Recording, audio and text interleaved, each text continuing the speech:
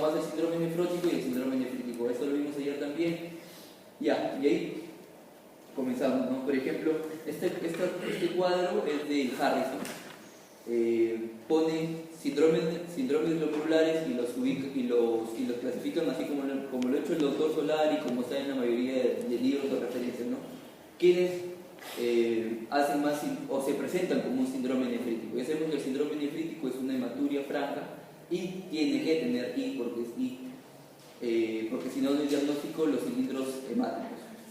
Aparte que se asocia a hipertensión y edemas. Entonces, de ahí de todos estos, por ejemplo, los más importantes, por mencionarlos, la glomerulopatía postestreptocócica, ¿no? O también glomerulopatías que están asociadas a endocarditis pero subaguda. Tenemos también el lupus eritematoso, las vasculitis asociadas a ANCA, que también son como síndrome nefrítico, y la glomerulonefritis membrana proliferativa, que sabemos que hay varios tipos, 1, 2 y 3. Dependiendo de eso, por ejemplo, la 1 es síndrome nefrítico, la 2 y 3 van más para nefróticos. Eso no lo mencioné en clase, pero es bueno también saber. Entonces, ahí, por ejemplo, el síndrome nefrítico, lo he dividido por patogénesis, ¿no? Patogénesis es, por ejemplo, las glomerulopatías, o sea, el daño al glomérulo que está asociado a anticuerpos ANCA, tipo ANCA, ¿no?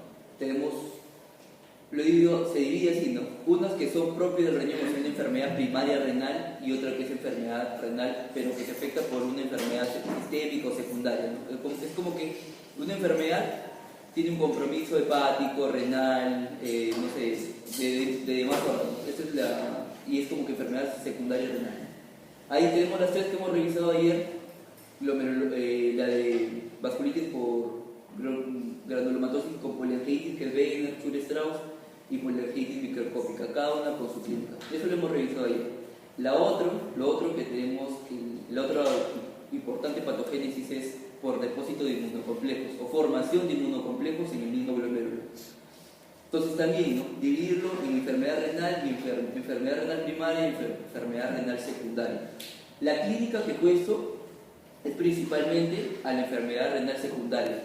Si bien es cierto, puede darse también en lo primario, pero lo estoy poniendo clínica referente a la enfermedad renal secundaria, que es lo que han puesto en clase, ¿no? Por ejemplo, la glomerulonefritis postestreptocócica, como hemos dicho, son pacientes pediátricos, la mayoría, no significa que un adulto no pueda tener esto. Se va a acompañar de hematurias, cilindros hemáticos, como hemos revisado ayer, edemas y hipertensión arterial. Ahora, infecciones crónicas, que lo menciona al último de la teoría. O sea, esto, por ejemplo, el doctor pone síndrome nefrítico, pone una serie de enfermedades, principalmente del glomérulo, y al último, por ejemplo, pone por hepatitis C, por VIH. Entonces, pero están ahí, ¿no? Es dentro del síndrome nefrítico. Es hepatitis B, hepatitis C y la endocarditis bacteriana subaguda. El diagnóstico, por ejemplo, la clínica de esto ya sabemos, ¿no? Ver si tiene, por ejemplo, cumple los diagnósticos cumple el criterio diagnóstico para endocarditis. Y el daño glomerular se explica porque van a ser, como se explicó ahora, los microébolos, ¿no? Que van a salir del corazón y se van a ir a distintas partes del cuerpo. La otra infección crónica, por ejemplo, la hepatitis C, también puede, aparte de causar daño hepático, puede causar también una glomerulopatía de tipo síndrome nefrítico. Y puede, en este curso, acompañarse de una glomerulonefritis membrana proliferativa. El lupus eritematoso sistémico, como hemos dicho, puede ser nefrítico, pero también puede ser nefrótico, y la clínica pues, es de una mujer fértil. Se acompaña también de microhematuria, cilindros hemáticos, y en este caso, aparte de un simple síndrome nefrítico que puede ser controlado y puede ser tratado en un lupus eritematoso sistémico, esta puede acompañarse de una glomerulonefritis rápidamente progresiva, que sabemos que si no actuamos en esta presentación de esta enfermedad, el riñón va a quedar, va a ir a falla renal en poco tiempo, ¿no? Aparte también nos va a llevar la hipocomplementemia, ¿no? C3, C4, y los datos de laboratorio que anti-DNA o asociado a drogas, no lo he puesto en clase, pero también la asociado a drogas se ve que es síndrome nefrítico. Ahora, otro tipo que se explica por depósito o formación de inmunocomplejo es la glomerulonefritis membranoproliferativa tipo 1. Creo que está acá. Sí, tipo 1. Entonces, ¿qué es lo que sucede en esta glomerulopatía glomerulonefritis membranoproliferativa tipo 1? Lo que va a haber va a ser un engrosamiento de la membrana basal glomerular. ¿Por qué? Por depósitos de estos inmunocomplejos. Ahora, como todo esto activa el complemento, va a haber una disminución de los elementos del complemento y puede verse o puede ser secundario, puede ser también una causa primaria, evidentemente, pero puede ser también secundario, por ejemplo, el lupus eritematoso sistémico, neoplasias o crioglobulinemias, hepatitis, y se acompaña, aparte del síndrome nefrítico, también tiene un compromiso que puede causar proteinuria y piuria, ¿no? Entonces, acá hay una lista, el doctor Solari pone esa lista de las causas secundarias. Ustedes ven primarias, tipo 1, tipo 2, tipo 3, pero las causas secundarias que también cursan con una glomerulonefritis membranoproliferativa. ¿Por qué membranoproliferativa? Porque va a haber proliferación a nivel del mesangio y engrosamiento de la membrana basal glomerular. También puede ser asociado como enfermedades sistémicas, como hemos visto ahorita, el lupus eritematoso, y acompañado también de neoplasia, como por ejemplo el linfoma masocárcico, leucemia, ¿no? El otro tipo es por formación de inmunocomplejos, pero estos inmunocomplejos están relacionados con una inmunoglobulina en especial, que es la inmunoglobulina A. Dentro de estas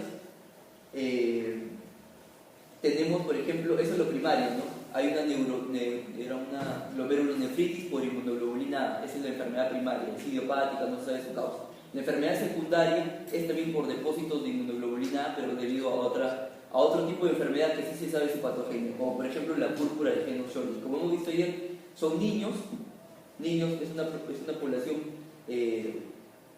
principalmente pediátrica, no es como por ejemplo como otro tipo de vasculitis, y la triada clásica, ¿no?, que hemos revisado ayer: el dolor abdominal, el dolor articular y el dolor abdominal. Y hemos visto que podía presentar o no podía presentar, y cuando presentaba el compromiso renal era cuando esa enfermedad complicaba al paciente, al niño, ¿no?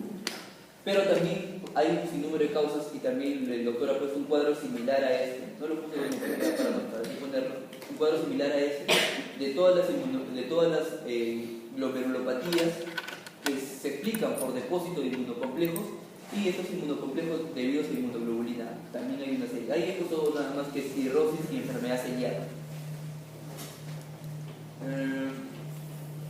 Esa es otra patogénesis. Principalmente son 4 a 5 patogénesis. Uno es por ANCA, otro es por depósito de inmunocomplejos, el otro es por anticuerpos. Ya no es depósito de inmunocomplejos, sino es solamente que hay anticuerpos contra la membrana basal glomerular. Es distinto, parecido pero es distinto. La enfermedad primaria tiene ese nombre, o sea, el mismo, es una glomerulonefritis primaria por anticuerpos contra la membrana basal glomerular. Obviamente no se sabe su causa, es idiopática, pero la enfermedad renal secundaria es el síndrome de Wood-Pasture, ¿no? La clínica, ¿cuál es?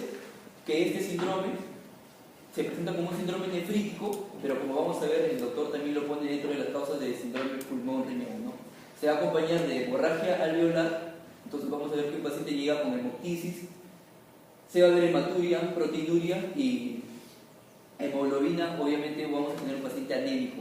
¿Por qué? Porque pierde glóbulos rojos, porque es una hematuria así franca, porque es síndrome nefrítico, a través del riñón, y también hay una hemorragia alveolar, ¿no? Entonces acá sí la hemoglobina tiende a caer, ¿no?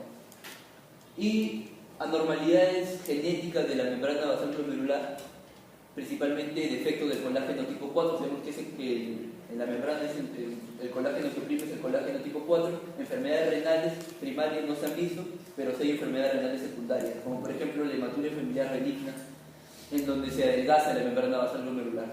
Y el síndrome que sí nos han mencionado en teoría y lo han puesto, que es el síndrome de Alport, que es una nefritis hereditaria. ¿Cuál va a ser la clínica del síndrome de Alport? Es un defecto genético en la cadena alfa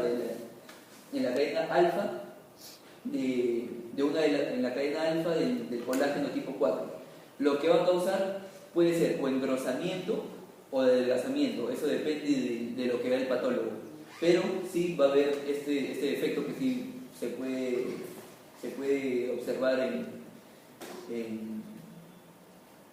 test inmunológicos, ese tipo de cosas, ¿no? ¿Cómo se va a presentar? Aparte del síndrome nefrítico, porque acuérdense, este cuadro rojo es síndrome nefrítico, hematuria, y pues cilindros hemáticos, aparte del edema y hipertensión arterial, puedo también tener proteinuria. Y vamos a tener tres como que trastornos asociados, porque es un síndrome, no es una enfermedad. Hipoacusia, y entonces ya saben, si viene un paciente, principalmente son también pacientes pediátricos, o sea, presentan este síndrome a la edad de 8 o 10 años, entre los 30 y los 50 presentan la falla renal, pero entre ese lapso desde que nace hasta los 50 me lo puedo encontrar en cualquier momento, ¿no? En el transcurso de esto hace la hipoacusia, hace la glomerulosclerosis crónica, que lleva a la falla renal, y hay trastornos oculares, como por ejemplo, la atrofia de córnea, no pueden poner esta atrofia de córnea, y dislocación del cristalino, ¿no? Y eso es básicamente nada más todo lo que ponen en síndrome nefrítico con respecto a la clase. El resto es, por ejemplo, que vemos en la microscopía electrónica y cosas que se repiten, que es propio del síndrome nefrítico, ¿no? Son cosas que se repiten.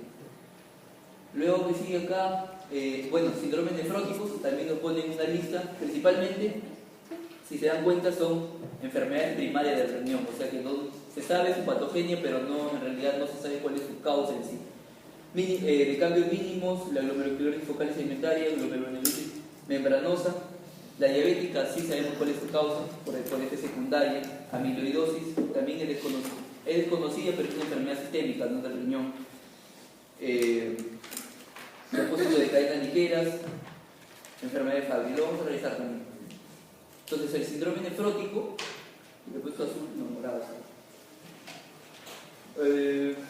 Patogénesis, ¿no? Si nos hablan de fusión de povocitos, como hemos visto ya en patología, la enfermedad renal secundaria, acá lo cambió el orden, ¿no? Primero, el otro era enfermedad renal primaria y acá era enfermedad renal secundaria. Acá lo he cambiado porque la clínica nos está hablando de la enfermedad renal primaria, que es lo que nos han puesto en teoría.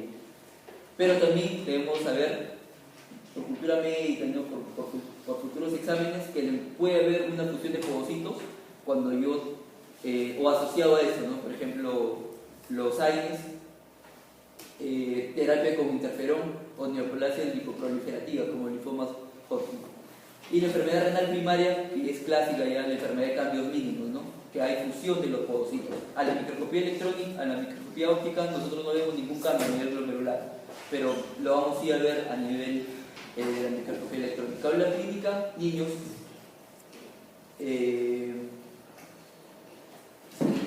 primarias, no, ya, no acuerdo, bueno, no importa. Microscopía óptica, el glomérulo está normal. Microscopía óptica, el glomérulo está normal. Es un síndrome nefrótico, pero eso, como le dije, no quiere decir o no excluye que pueda presentarse como hematuria. Y se asocia también, como nos ilustran en la teoría, tiene síntomas alérgicos. La función renal, si bien es cierto, puede deteriorarse, pero esos pacientes, gracias a Dios, la mayoría reaccionan, o responden al tratamiento con corticoides, ¿no? La gran mayoría. Puede también presentarse hipertensión arterial. El otro tipo de patología en síndrome nefrótico es la esclerosis focal segmentaria. También tiene una causa renal secundaria, como por ejemplo, ahí se vemos, ¿no? Infiltración, causa este tipo de patogénesis, pero posinflamación. Y la enfermedad renal primaria, que tiene el mismo nombre, pero es idiopático, evidentemente. El 33% de estos pacientes presentan síndrome nefrótico, es decir, no todos, y es en adultos, ¿no? Principalmente estas dos, la esclerosis focal segmentaria y la membranosa, son las que se presentan como síndrome nefrótico, pero en el adulto. Entre las dos está ¿quién es la que se ve el primer puesto, ¿no? Que hace síndrome nefrótico por compromiso renal primario en el adulto. Puede también causar hematuria, hipertensión arterial y hay un deterioro de la función renal.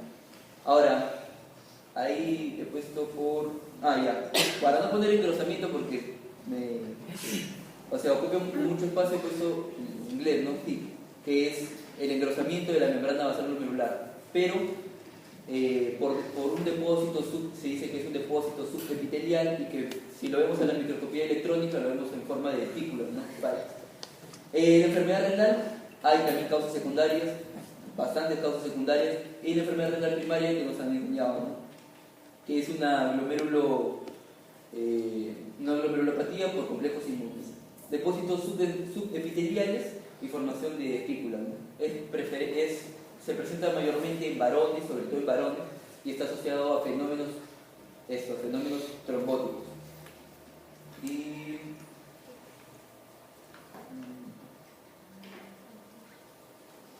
Y esta que es la expansión nodular mesangial, que lo pone como depósito, o sea, en teoría lo ponen la glomerulopatía por depósito, ¿no? Puede ser la glomerulopatía o la nefropatía diabética, que es más frecuente, que es la causa más frecuente de insuficiencia renal crónica, como hemos visto ayer. Va a causar un engrosamiento de la membrana basal glomerular, microalbuminuria y deterioro de la función renal.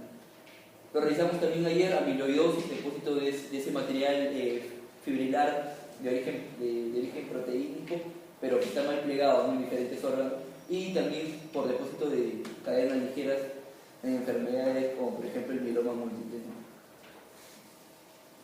Bueno, acá tenemos las causas secundarias, como les mencioné, hay bastantes causas secundarias de la glomerulopatía membranosa.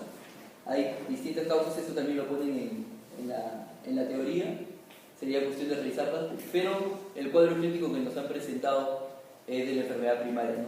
Evidentemente también puede ser presentado en esto de causas secundarias. Ahora lo pongo aparte, ¿por qué? Porque es una enfermedad que sí, hay varias cosas, ¿no?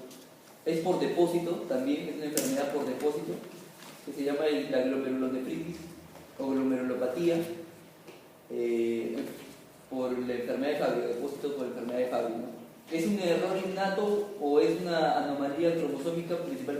No principalmente, es un cromosoma X, y que afecta o reduce la actividad catalítica de esta enzima, del alfa-galactosidasa A. Por ahí hay preguntas así, en cuestión de residentado, de nada, que preguntan eso. ¿Qué afecta? Sistema nervioso, ojo, piel, corazón y riñones. Es una enfermedad sistémica. ¿Cuál es la clínica? Por ser una enfermedad sistémica y ser obviamente de origen genético, se va a presentar con toda esa clínica, ¿no? Es decir, la diapositiva del doctor: acroparestesias, arqueoqueratomas, hipohidrosis, sequedad, miocardiopatías, apoplejías y daño renal. Sería cuestión de que lo revisen. Síndrome pulmón-riñón, igual el doctor, hay varias causas dentro de la mayoría de las causas que causan síndrome pulmón-riñón básicamente son las vasculitis, de pequeños a mediano vaso. Se presenta con estas dos cosas, ¿no? La glomerulopatía rápidamente progresiva, evidentemente nos va a llevar a un fallo renal. Vamos a ver una insuficiencia renal o un daño renal agudo por elevación de creatinina en días o semanas, e insuficiencia renal si es que no tratamos esta enfermedad, ¿no? Si es vasculitis, como hemos visto ayer, inmunosupresores, inmunomoduladores, y además la hemorragia alveolar, ¿no? O hemorragia pulmonar. ¿Cómo se va a presentar este paciente? Como tos, hemoptisis, anemonización rápida y insuficiencia respiratoria. Entonces, ahí hay diferentes causas del síndrome pulmón-riñón. En UpToDate salen más. La mayoría están asociadas, o la mayoría, por así decirlo, son de origen, o tienen un componente de vasculitis, ¿no? Síndrome habíamos revisado que era un síndrome nefrítico, pero también es síndrome pulmón-riñón, ¿no? Las vasculitis evidentemente asociadas a ANCA, y principalmente en nuestro país, o bueno, eso es lo que ha dicho el doctor Solari, poliangitis microscópica en el Perú. En Europa, Estados Unidos, principalmente Wegener o Schur-Strauss. La púrpura de Heno-Schöle y las crioglobulinemias. Las crioglobulinemias también es un tipo de vasculitis que se asocia por precipitación de inmunoglobulinas, pero en ambientes fríos. Eso se ve en Europa, en países nórdicos, en Estados Unidos. No es frecuente acá, ¿no? Sería imposible que eso sea acá, nosotros somos un país tropical. Hace frío, pero no es para tanto. ¿No? Obviamente, no, porque sí, estos pacientes, o sea, la enfermedad se presenta cuando, por ejemplo, hay temperatura de menos 5 grados, menos 10 grados, ¿no? Y ahora, los síndromes vasculares glomerulares vuelven a poner vasculitis, pero principalmente ya suman ahí dos, ¿no? Lo que tiene compromiso aterosclerótico y la nefropatía por hipertensión, ¿no? Sabemos que dentro de las causas de insuficiencia renal crónica está diabetes, pero hipertensión. ¿Y cuál es el mecanismo de la hipertensión? Nefroesclerosis hipertensiva, ¿no? También forma parte de la glomerulopatía, ¿no? Que dañan el glomérulo. Acá, nada más, si lo leen, son émbolo de colesterol, anemia falciforme, y hay algunas cosas por revisar, ¿no? Esta diapositiva también es del doctor, está bastante resumida. El compromiso glomerular, proteinuria o hematuria, cualquiera de los dos. Y el compromiso vascular, su causa, ¿no? Vasculitis, la microangiopatía trombótica, síndrome antifosfolipídico, enfermedad aterosclerótica, hipertensión vascular. Si se dan cuenta, eso es bastante amplio, sería cuestión de que lo revisemos, qué es el síndrome antifosfolipídico, cuál es su presentación. Por ejemplo, el síndrome antifosfolipídico, ¿alguien se acuerda cómo es su presentación clínica? Principalmente que mujer o hombre. Mujer, ¿no? Mujer que tiene historial de trombosis, de aborto, ¿no? Se le encuentra el coagulante, no, el anticuerpo lúpico. Entonces se asocia eso, ¿no? Sería cuestión de que lo revisen. Por ahí no va las intenciones del doctor para hacer el examen, pero de todas formas lo ponemos. Ahora, hay glomerulonefritis o glomerulopatías, o glomerulopatías de causa infecciosa, ¿no? Estas dos no las encontré dentro de los cuadros de síndrome, o sea, no las pude poner ahí porque no estaban relacionadas a una patogenia en sí, o sea, en estos cuadros se ponía patogénesis. Todas estas enfermedades se relacionan, ¿no? Estas enfermedades renal primarias, secundarias, su patogénesis es esa, ya está determinada. Pero en estas tiene su patogénesis propia. Por ejemplo, VIH y malaria tienen su patogénesis propia. ¿Qué hay, por ejemplo, en VIH? Principalmente está asociado a depósitos de inmunocomplejos, no depósitos, sino a inmunocomplejos, o a la microangiopatía trombótica. Ahora, esos inmunocomplejos, se cree que el VIH no es inmunocomplejos del propio virus, sino infecciones. Como saben que los pacientes con VIH tienen múltiples infecciones, se cree que esas infecciones en las que el paciente del VIH hacen reacción en ese tipo de daño renal. Por eso pongo ahí infecciones oportunistas. El tratamiento, o también puede ser debido al tratamiento con antirretrovirales. Es un tema aparte, sería para revisarlo, pero también es una causa de falla glomerular. Y malaria, también por depósito de complejos inmunes. Acordarse que se disminuye el complemento, principalmente el C4, y en proliferación mesangial, depósitos de material granular y eosinofílico, el capilar y todo eso, ¿no? Sí, nada más eso. No sé si alguien de ustedes tenga algún